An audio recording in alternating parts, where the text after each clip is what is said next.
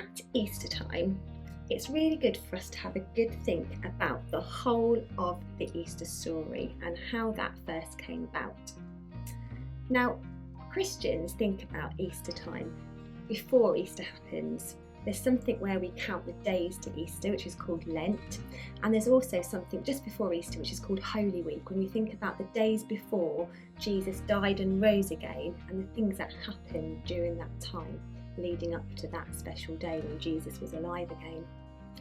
It can be really difficult to understand why Jesus died on the cross and what this really means for each of us. And so it's really good at a time like this for us to think about why this happened and how it first came about.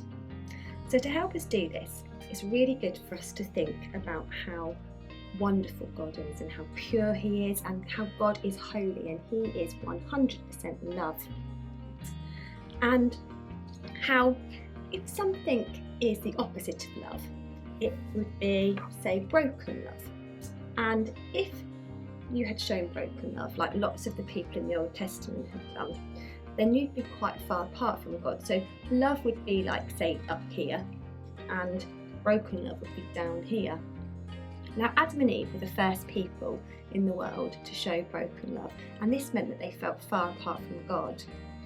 Now, in the Old Testament, what people did, people who kept showing broken love, is they wanted somebody to take the blame for them so that they could feel close to God again. Because they couldn't be really close to God if they'd got broken love things, because they were opposite, like far apart from each other. But what they did is they used to give God a sorry gift, and this would be something like a goat or a lamb, and this would be sacrificed to God, which means it would die. And what would happen is God would take that gift from them, from all of the people that had shown broken love, so that they sort of swapped places. So the goat that had done nothing wrong became the person, and the person became the goat. And because the person became like the goat who'd done nothing wrong, they could be really close to God again. It's like they were full of love again, and the broken love had gone away. And the plan when Jesus died on the cross is that people wouldn't have to keep giving these gifts to God anymore, because Jesus had come to be the gift for everybody. Jesus had done nothing wrong. He was perfect. He was going to take the place of all of the broken love things that we had done, just like the goat, because Jesus was pure and Jesus was holy. So we could become pure and holy, and Jesus could take the blame for all of the broken love things that we do. And He would die, and it was like when He died on the cross, all of the broken love things died too. That was the way it worked. When you sacrificed something to God, it was like you sacrificed it. You told the things to God that you'd done wrong, and they would die when the animal died. And that's why it's so important for us to remember that Jesus dying on the cross was, when He died, all of the things went at the same time that we had done wrong. And now it's like Jesus is our connection. Jesus was God's plan, and Jesus is our connection with God again. And when our hearts feel really sorry, we can say a prayer to Jesus, and we can say to Jesus, please Jesus, when you died on the cross, I want you to take away the broken love thing that I did. I want that to die there, and I want to become pure like you, because you took the place of my broken love thing that I did. And so Jesus dying on the cross is the best news ever.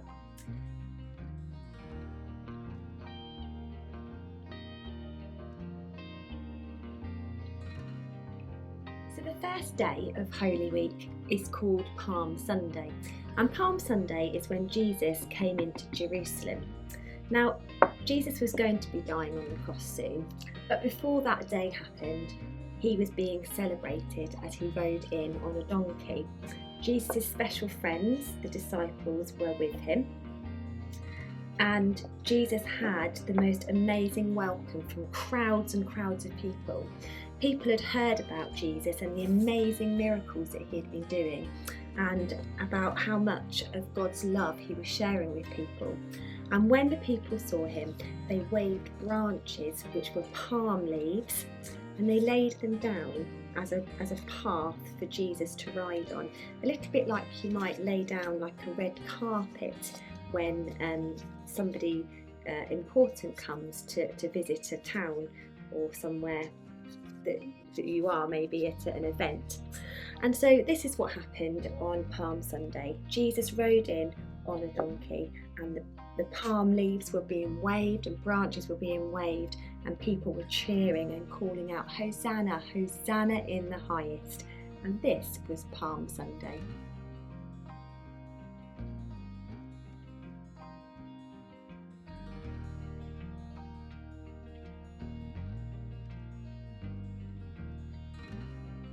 The next part of Holy Week that we're going to think about is called Maundy Thursday. On Maundy Thursday, Jesus was with his special friends, the disciples, and he was going to be having a special meal with them. It was Passover time, which was a time when Jewish people remembered the time that God led them out of Egypt and saved them from being kept as slaves. Jesus wanted to share this Passover meal with his special friends and try and explain to them that soon he was going to be dying on the cross and taking away all of the broken love things from the world.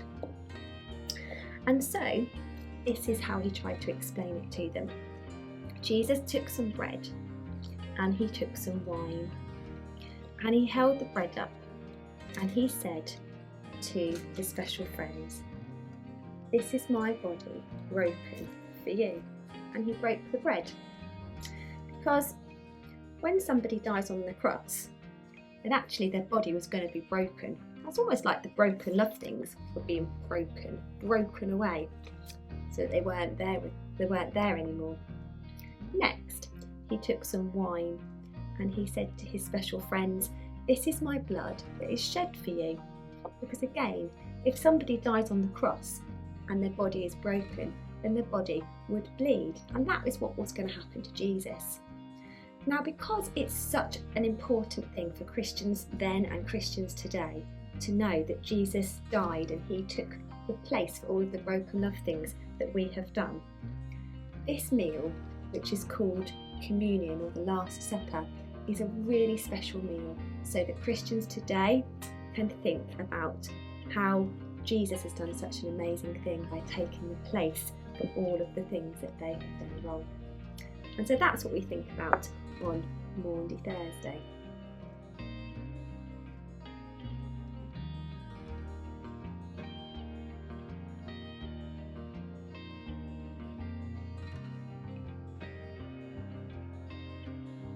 The next day of Holy Week that we think about is called Good Friday. Now, after Jesus had shared the special meal where he explained to his special friends what was going to happen to him when he died on the cross, Jesus went to speak to his Father in the Mount of Olives. And whilst he was there, his special friends came with him. But some of them fell asleep whilst Jesus was talking, and they forgot to keep watch. Then Jesus was captured. Some guards came, and one of Jesus' special friends who had betrayed him, called Judas, kissed Jesus so that the guards would know who Jesus was. And Jesus was captured by them. Another one of Jesus' special friends, called Peter, actually showed some broken love as well, and he pretended that he didn't know Jesus. 3 people stopped him after Jesus had been caught by the soldiers and said, "Are you that friend of Jesus's?" And he said no, 3 times. He was quite scared that he would get captured like Jesus too. And so, very sadly, Jesus had been captured. But Jesus knew this had to happen. It was actually all part of God's plan to take away the broken love things for everything that anyone has done that's broken love, even today. And so on the next day after Jesus had been captured, which was called Good Friday, Jesus was taken all the way up a hill called Skull Hill, and there, let's carry his cross, and there he died. And in these days people would die on crosses if they'd done things wrong, things that were really bad. If they'd done some really bad crimes, they might die on the cross. But Jesus wasn't dying for any of his crimes, because Jesus was pure and holy. Jesus was dying for the crimes that the people did, and also the crimes that we might do, or the broken love things. Might not be crimes, but broken love things that we might do today. Jesus was taking the place for them, just the same way as the goat used to take the place for the bad things that people had done, right back in the Old Testament days. And so on this day, when Jesus died, something amazing happened. The whole sky went black. God had put the whole sky, the whole world, into darkness, because at that moment all of the broken love of the world had landed on Jesus's body, and it was being broken, and the whole world felt dark and black.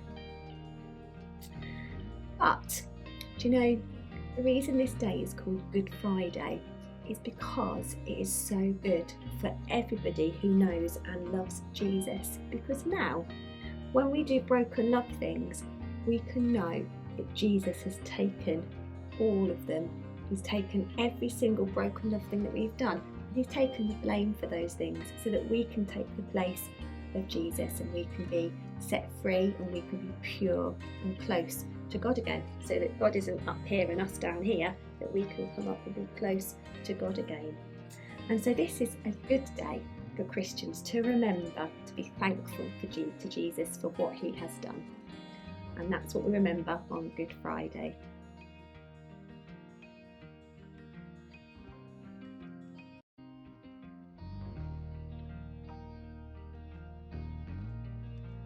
And so the last part of Holy Week is Easter Day, and this is what happened. So Jesus had died on the cross on Good Friday, and Jesus' body had been taken down, and it was placed inside a tomb. It was wrapped up in some linen cloths, and then it was placed inside a tomb, and there it stayed. And a stone was put in front of the tomb. Now, all day on the Saturday, people were really sad. Jesus' special friends, the disciples, couldn't really understand what had happened still. They knew that Jesus had tried to explain to them about how he was taking the broken love things and becoming the perfect sacrifice, like a goat would have been sacrificed. Jesus was going to be the perfect sacrifice and take broken love things away, and they would die on the cross with him, but they were still really confused. And this is what happened. One day on the Sunday, the Easter Sunday, Jesus' special friends had come because they wanted to put some spices onto his body, because that's what they used to do to bodies in these Bible days. And when they got to the special garden where Jesus' body was, they passed somebody on their way in, but they hadn't noticed who it was. So they'd passed by and they hadn't noticed who it was. They were so busy trying to get to Jesus' tomb. When they arrived at Jesus' tomb, they found that the stone had been rolled away, and inside the tomb there stood 2 angels and the linen wraps that Jesus had been wrapped in. And when they got there, they asked the angels, "Where has Jesus' body gone?" They thought it had been stolen. But the angel said to them that they mustn't be afraid, they mustn't be frightened, that Jesus was alive again, that no longer was Jesus dead.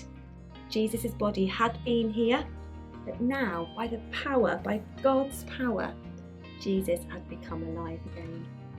And you know, they'd passed Jesus in the garden and they just thought he was a gardener. And so they rushed off to tell all of their other friends the disciples, all of Jesus' friends, they found them and they told them that Jesus was alive. And so this cross where Jesus took the broken love is not a sad cross anymore.